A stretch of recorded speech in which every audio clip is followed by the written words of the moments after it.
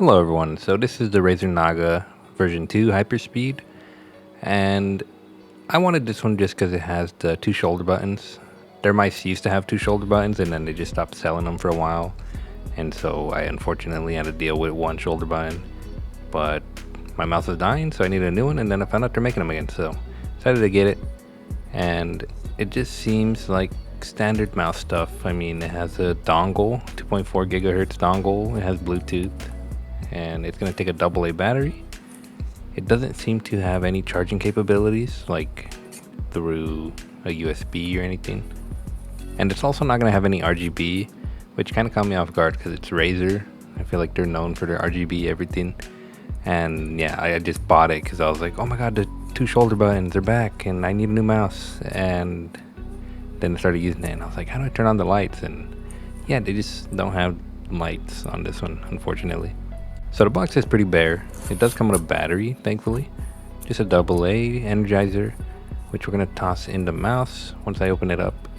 And yeah, so it's just a box with the mouse, a battery, and the manual, and a sticker, which the mouse is in this little pouch.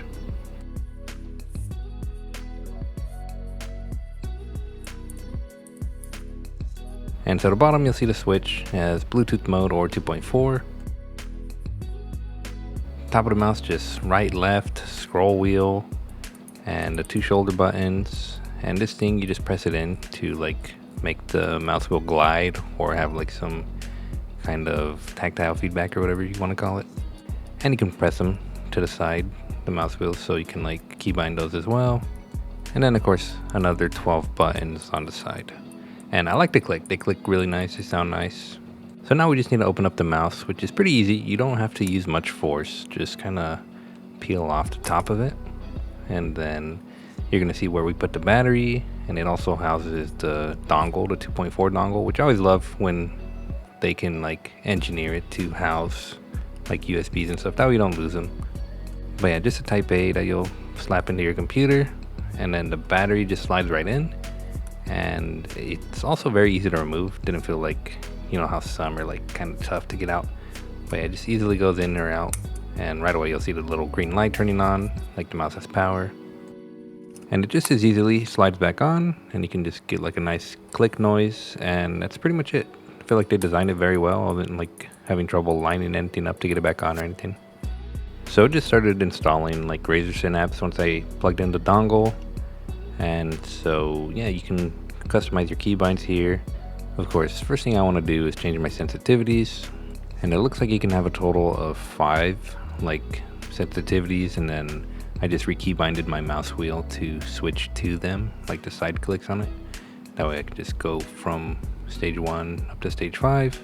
And then yeah, the keybinds, if you've used like mice before and switched with keybinds, it's nothing special.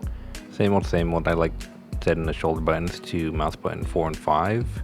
Because that turns them into like back and forward buttons, which I like using for like browsing the internet, even just if I want to go back without pressing the back key and stuff. So I used to use Razer, and then I went to third-party mice, and now I'm back to Razer. And so there are some things I can notice now that I've done that, and the Razer does feel better, like to click, and it's more tactile and stuff, while the third-party mouses did feel a bit cheaper. So it definitely feels more premium. But the issue comes with like brand name, you know, like this mouse is like 85 bucks. The mouse I was using was like maybe around 50, and it had more features. It had RGB, and it had direct connection. So if it got low, I could just plug it into a type C, and so I can use it while it's charging and then put it back to wireless. While this one doesn't have that, it's just a AA battery the whole time. So if a AA battery dies, I just gotta buy a new one. So yeah, you're pretty much paying for the build quality. It is nice, I'll give them that. And then for me, I really like that extra shoulder button, because I cannot find a third-party mouse anymore with the extra shoulder button. It seems like Razer's back to being the only one that makes them.